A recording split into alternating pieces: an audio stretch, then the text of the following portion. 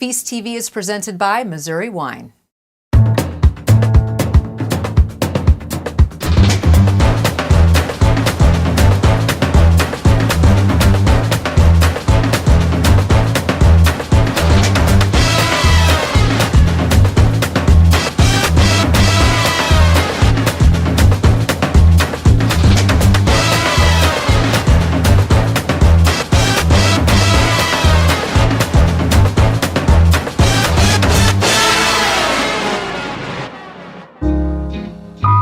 Welcome to the July Feast TV. This month, you're in for a treat because we are introducing you to a wide range of artisans that work here in the St. Louis region. We're gonna take you to the slow food Feast in the Field, where chef artisans from all over the city came together to create an amazing meal.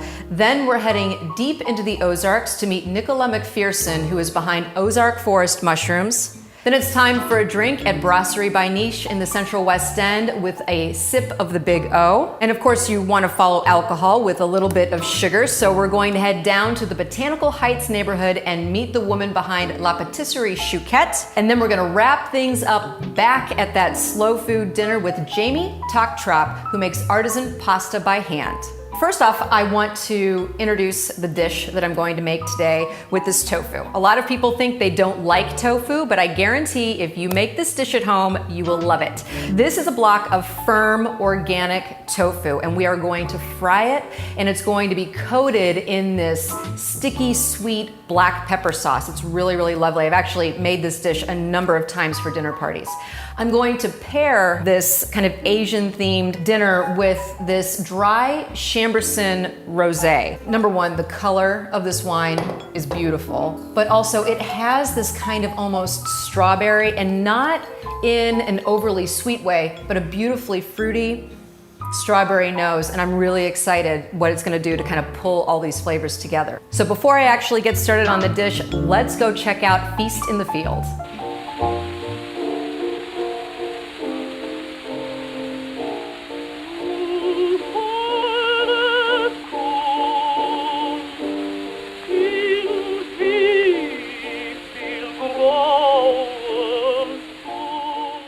So this event is in its 8th year and has evolved in a really interesting way. Over 18 years, we are now at 18 chefs participating in this event, being choreographed into a single meal.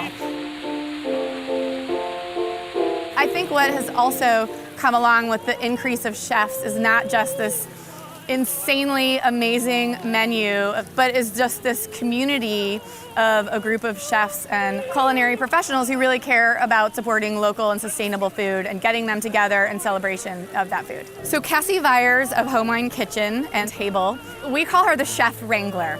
So she is organizing all 18 chefs of this event, and she has just done an amazing job. I love it. I mean, it's just so great to get all of these chefs together. I mean, we have a dinner sitting down 100 people. There are over 40 people probably here this evening helping make that happen. And there's just a really wonderful camaraderie. The chefs, you don't get to hear them talk about this mission a lot. And when you do hear them, you learn how passionate they are about it. And so we love just putting that all into action out on a farm. This dinner just shows how well St. Louis as a community can come together and put out one heck of a meal. We've got some great teamwork going on back there, and collaboration, I think, tastes pretty good, so enjoy. Natchez, Mississippi, where the river runs wide. Old Phoenix Jackson walks alone. Past the foxes, the owls, the hunter's eye, while her grandson waits at home. The passing time is just a walk too far, like ghosts that rise from the scarecrow. And she dances her little dance, for she and death have not met. Over the barbed wire and the tapping of frozen ground, she says, sweet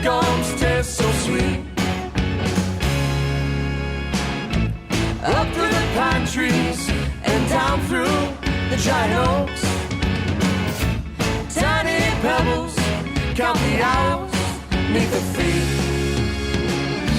The passing time is just a walk too far, like ghosts that rise from the scarecrow. And she dances her little dance, for she and death have not met. He's not dead, he's just the same. He's going to last, he's just the same.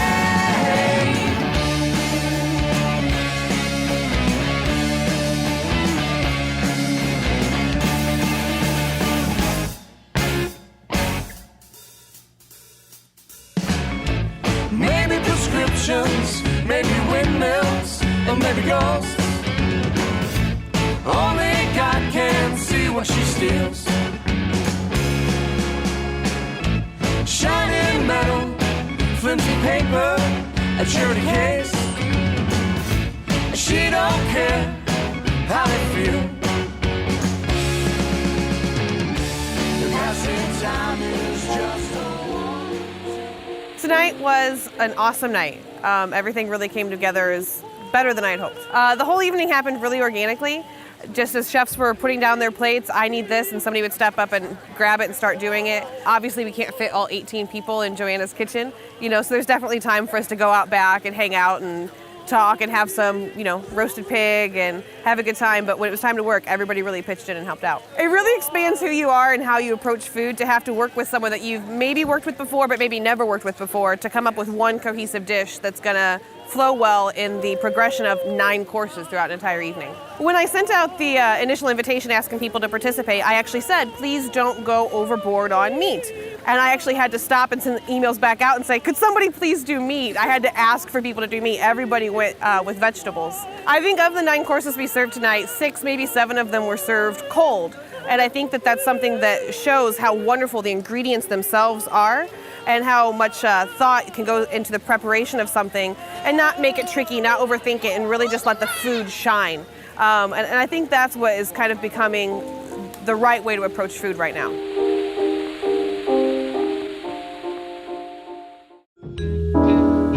I am using MOFU tofu. This is an absolutely artisan product. I picked it up actually at local Harvest Grocery, 2 locations in St. Louis. The secret to frying tofu properly is to coat it in cornstarch, of all things. So all you want to do is cut your tofu into bite-sized chunks. This is like crazy easy. You just toss it around and just shake the excess off. That's all you have to do. So I'm going to continue coating all these pieces of tofu, and from one farm to another, let's go visit Ozark Forest Mushrooms deep in the heart of Missouri.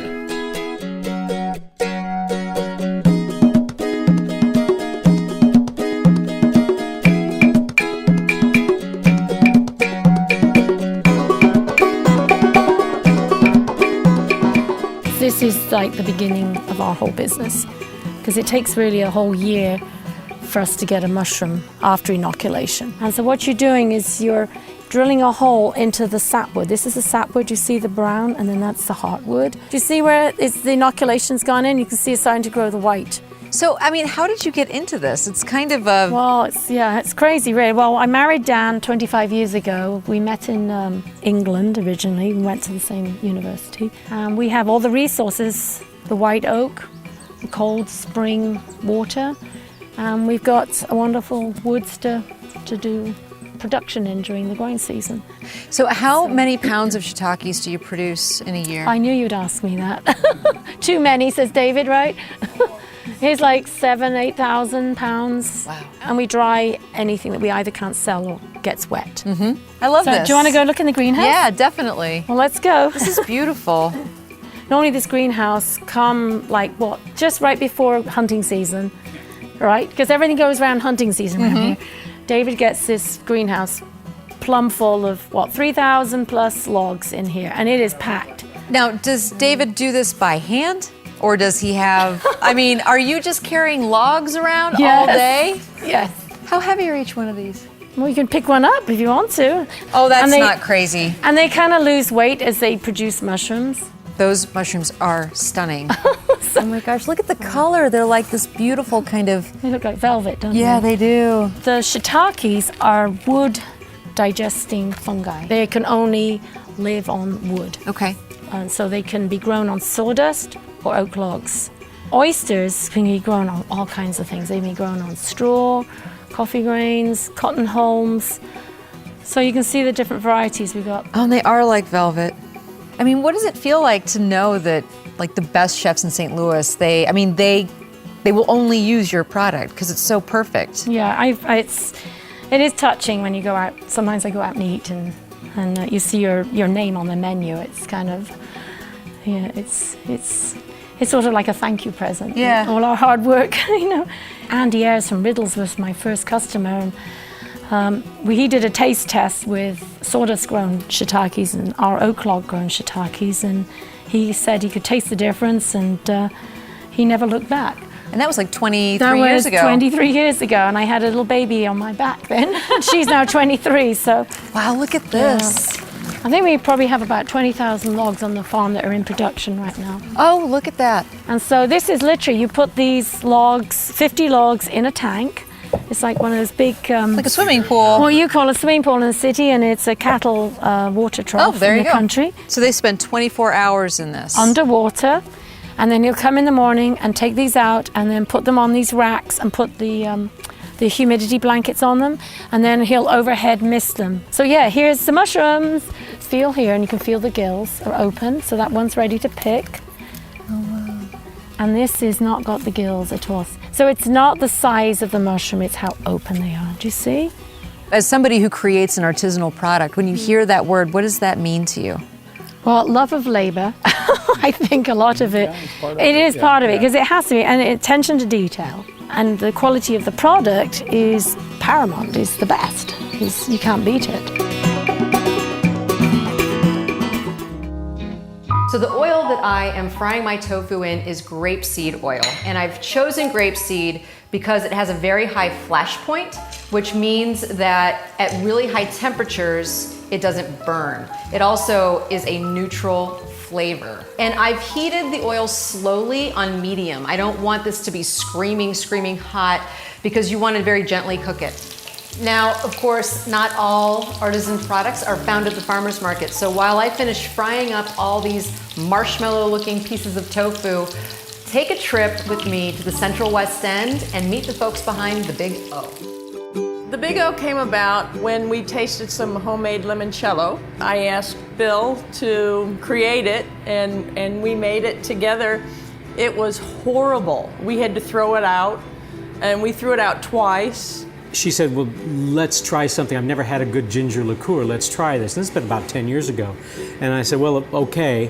So we did a little research on how to make liqueurs and things like that, and we began experimenting. And the first batch we tried was not so bad we had to throw it away. Once we got it in the bottle, we just went to Sanctuaria and said, we make this, would you like to try it? And we went to Brasserie, we make this, would you like to try it? And they all said yes. The barrier to entry into this business is pretty steep.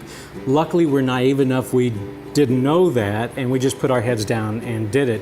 So that this friend suggested that we bring it to market, and we said, yeah. Well, he showed up 2 days later with all the paperwork on how to go about doing it. And it took a good 2 years to get it put together. We started the barrel-aged version really on a lark. We liked the idea and the flavor of the Big O with whiskeys, because it tends to round out the whiskey, the sharp edges, but enhances the good flavors. We bought a barrel, a used whiskey barrel, and the more character it began to take on from the barrel, the more rounded it got and richer it got as a liqueur. We were just thrilled.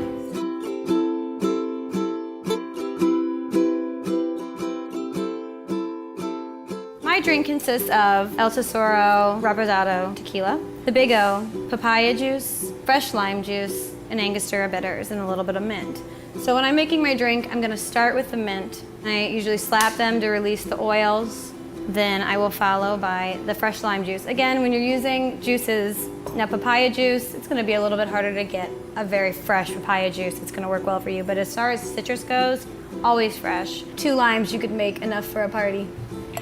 Just muddle the mint just a little bit, because honestly, when you're shaking, when you shake hard enough, the ice tends to muddle the mint itself.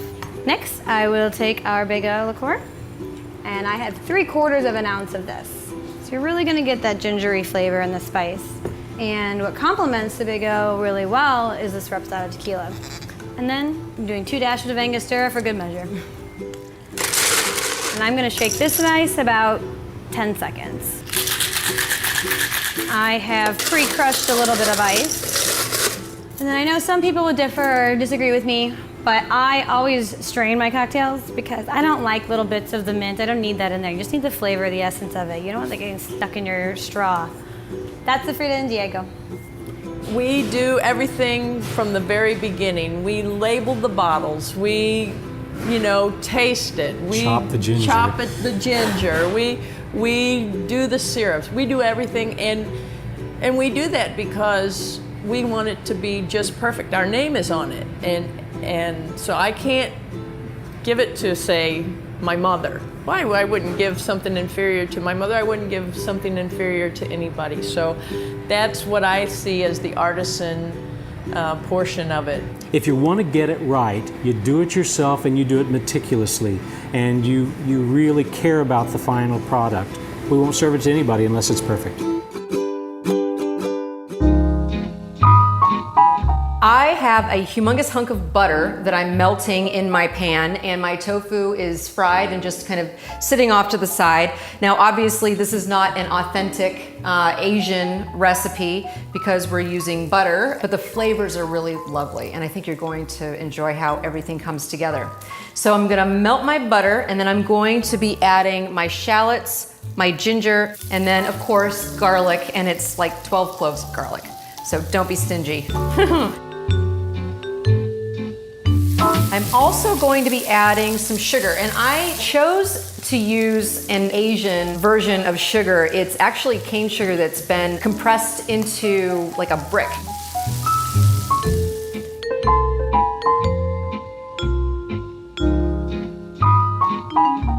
This is a very fun ingredient. It is sweet soy sauce, and it is thick and rich, and it almost smells like molasses. And I love that this recipe uses sweet soy. You want about 3 tablespoons of it. Here is one of the major flavor components of this dish, obviously the black pepper. Put some in, taste it, and make sure that you're at a level that you're happy with. This is the last ingredient. It's just scallions. While we're finishing this up, I want to introduce you to Simone over at La Patisserie Chouquette. She's blurring the lines between art and artisan.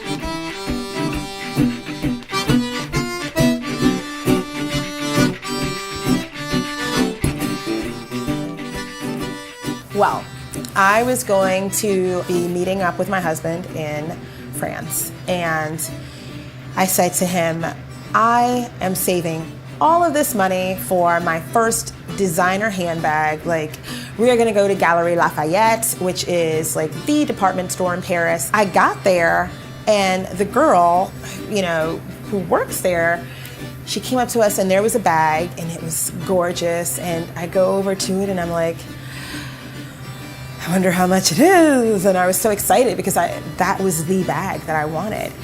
And she just kind of sauntered over and she goes, bonjour. And that was it. And I was like, bonjour. I was like, how much is this? Combien ça? And my husband goes, elle est américaine. And she goes, yes, I guessed that. We could not afford the bag. I left bagless. I said to my husband, I have to have that bag. And he goes, the only way you're getting that bag is if you make it yourself. And I was like, how can I do this? I don't sew. And I got back to the States and I made a bag. The first one was out of Rice Krispie treats.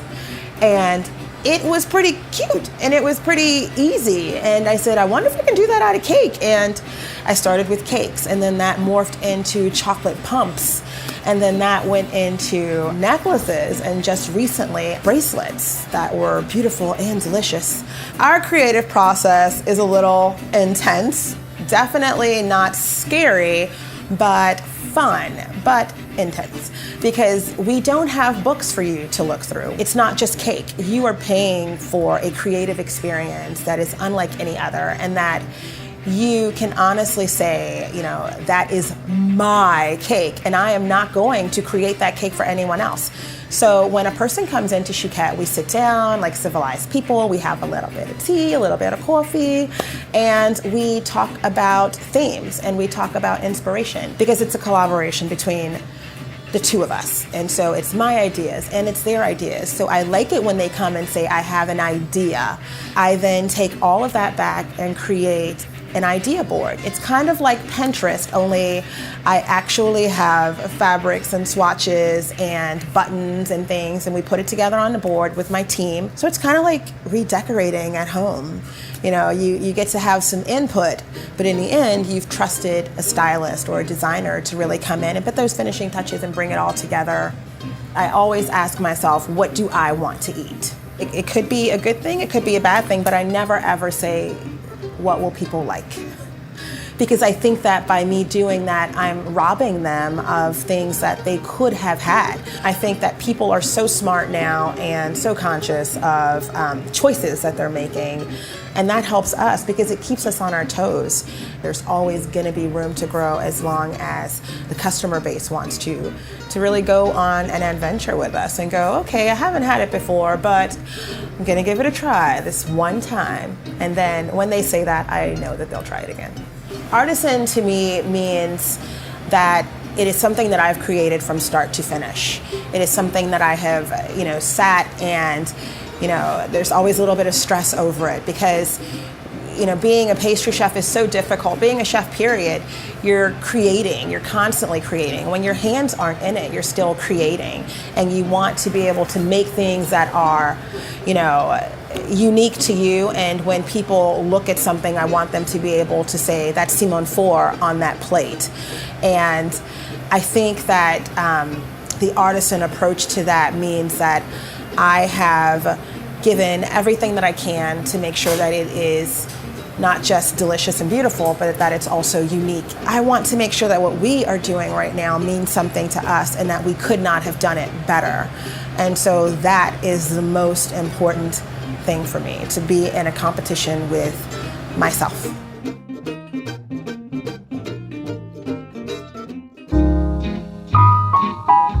So to round out the meal, the tofu dish obviously is spicy and it's hot. I wanted to have two cooling, raw, kind of crunchy things. So this is a lightly pickled dish. It's just daikon, radish, and carrot that have been julienned and then put in the bowl with some rice wine and sugar. And this is Chinese spinach that I have boiled in a little bit of salt water. And then you drain the spinach and squeeze all of the water out and then just kind of marinate it in a mixture of 50-50 soy sauce and water. And so this is so fun. What you do, it's a little bit time consuming, but what you do is you take the individual leaves and you lay it out one by one. You want to kind of squeeze it so that it holds together. And then, kind of like you're cutting sushi, you want to cut it in half first. Be really careful that you don't destroy the shape. These are just some toasted sesame seeds. And there you go. So while I'm finishing this up, let's head back to that slow food dinner and meet Jamie Toktrop, who's one of the artisans we've profiled that was also one of the chefs at the dinner. One thing about pasta is there's very few ingredients that are involved. It's very simple. I mean, our recipes incorporate flour, olive oil. We use extra virgin olive oil, a very high quality sea salt, eggs, and a little bit of water. So every ingredient really comes through in the pasta. So I mean, I think that our approach and the sourcing that we've done to find the ingredients that work best for us was key. I think there's a lot of things that entail being an artisan. I think dedication is definitely one major part of it, but I think you have to love what you do and just remember every day that there's no shortcuts to making something by hand from scratch. It's definitely a process that takes time and energy and focus. Well, I started out selling at farmers markets, so got on board with the fact that I was going to open my own place. So I spent 4 months testing recipes. This semolina recipe I probably made 1,500 times before I was happy with it. So when we're all finished, we have our semolina pasta cut into tagliatelle. This is a fettuccine, and then this is a capellini. We also have our whole wheat walnut cut into tagliatelle and fettuccine here, and then these are our filled pasta called the agnolotti.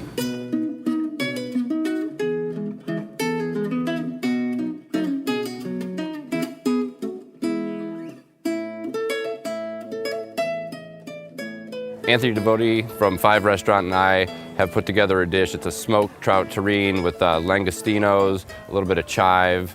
The whole dish is set with potatoes, and then we have pickled vegetables that are all from this farm. We have Japanese cucumbers, we have a little bit of French breakfast radish, we have some celery that he pickled, a little bit of saba that they made actually on this farm. So Anthony and I have known each other for a long time, so this was really easy. And Jamie did the trout, which he smoked, and then put it into a terrine from molds he got from Target.